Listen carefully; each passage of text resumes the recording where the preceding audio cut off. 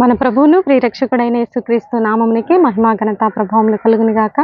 Jesus with his YouTube channel వీక్షిస్తున్న మీ అందరికీ మా హృదయపూర్వకమైనటువంటి వందనాలు. ప్రియులారా, బాగున్నారా? మీ ఆరోగ్యాలు బాగున్నాయా?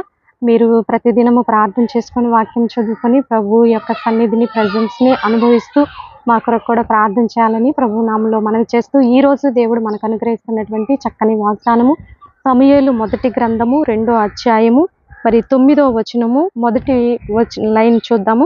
తన భక్తుల పాదములు త్రొట్టిల్లకుండా ఆయన వారిని కాపాడును.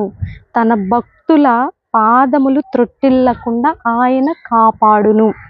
ఆయన భక్తుల అంటే తన భక్తుల యొక్క పాదములు త్రొట్టిల్లకుండా ఆయన కాపాడును. ఒక్కొక్కసారి మన ఆలోచనల ద్వారా మనం తప్పిపోతూ ఉంటాం.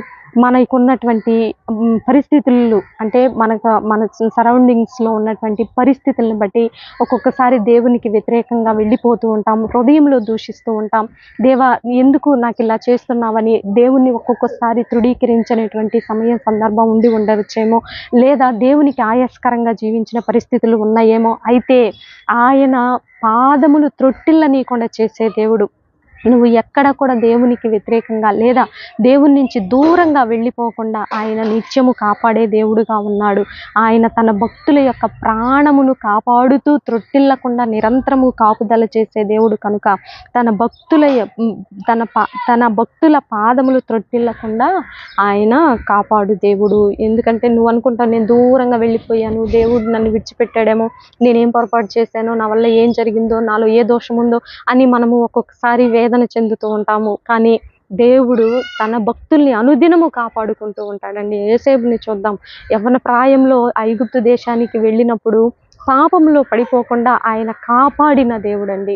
ఆ పాపము, ఆ మురికి అనేది అంటకుండా కాపాడాడు. దానియేలును కాపాడాడు. కాబట్టి మన జీవితాల్లో కూడా మన విశ్వాస యాత్రలో ఎన్నో ఒడిదుడుకులు వస్తుంటాయి, ఎన్నో పోరాటాలు వస్తాయి. నిరాశ, నిస్పృహ, శోధన, వేదన, కన్నీరు, కష్టము, ఏముందిలే ఈ బ్రతుకు అనేది ఒక్కొక్కసారి విసుగు వచ్చేసే పరిస్థితులు ఉంటాయి. అయితే నీ దేవుడు ఈరోజు నీకు ఇస్తున్నటువంటి వాగ్దానం, నీ పాదములు త్రొట్టిల్లకుండా ఆయన కాపాడునని వాగ్దానం చేస్తుండగా ఈ వాగ్దానాన్ని బట్టి ప్రార్థన చేసుకుందాం. ప్రార్థన. పరిశుద్ధ మహాగణుడ, అయ్యా, ఎంతో మంది విశ్వాసులు తండ్రి చేజారిపోతున్న పరిస్థితులు ప్రభా, అయ్యా నాయన, అయ్యా మొదటిలో ఉన్నటువంటి భక్తి, నిన్ను ఆశ్రయించినప్పుడు ఉన్నటువంటి భక్తి లేక అయ్యా జారిపోతున్న బిడ్డలను నా తండ్రి మీరు మరలా పిలుచుకొనమని ప్రార్థిస్తున్నాను. అయ్యా, వారి జీవితాల్లో మేలు చేయమని ప్రార్థిస్తున్నాను తండ్రి. అయ్యా, ఎంతోమంది ఆధ్యాత్మికంగా వెనుకబడిపోతున్న బిడ్డలను జ్ఞాపకంలో ఉంచుకోండి ప్రభా. వారికి మరలా నీ మొదటి ప్రేమ వారు రుచి చూచే కృపను దయచేయమని వేడుకుంటున్నాను తండ్రి. సహాయం దయచేయండి. ఆధ్యాత్మిక ఎదుగుదల, భౌతికపరమైన ఎదుగుదల దయచేయండి. ఆరోగ్యంగా ప్రజల్ని దీవించండి తండ్రి. విద్యాపరంగా దీవించండి ప్రభా. చదువుకుంటున్న బిడ్డలయ్యా, ఆయా హాస్టల్స్లో ఉంటున్న తండ్రి, అయ్యా గర్ల్స్ని నాయన మీరు ప్రొటెక్ట్ చేయమని ప్రార్థిస్తున్నాము తండ్రి. భారతదేశాన్ని దీవించండి అయ్యా. తెలుగు రాష్ట్రాలని దీవించండి ప్రభా. భారతదేశంలో జరుగుతున్న ఆడపిల్లలపై జరుగుతున్న ఈ అఘాయిత్యాలను యేసు నామంలో తండ్రి అయ్యా మీరు తీసివేయమని ప్రార్థిస్తున్నాను తండ్రి. సహాయము దయచేయండి అయ్యా. విడిపోయిన కుటుంబాలను కట్టండి. కోర్టు కేసుల నుంచి విడిపించండి. అప్పుల భారం నుంచి విడిపించండి.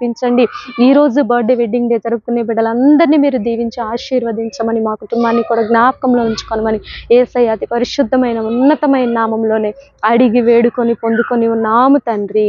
ఆమేన్, ఆమేన్. ప్రియులారా, ఈ వీడియో కానీ మీకు నచ్చినట్లయితే లైక్ చేయండి, షేర్ చేయండి, సబ్స్క్రైబ్ చేసుకోండి. పక్కనే ఉన్నటువంటి బెల్ ఐకాన్ని క్లిక్ చేయాలని ప్రభు నామంలో మనవి చేస్తూ నెక్స్ట్ వీడియోతో మీ ముందుకు వచ్చేంత వరకు ప్రభు కృప మనందరికీ తోడుగా ఉండి నడిపించును గాక. God bless you. Praise lord.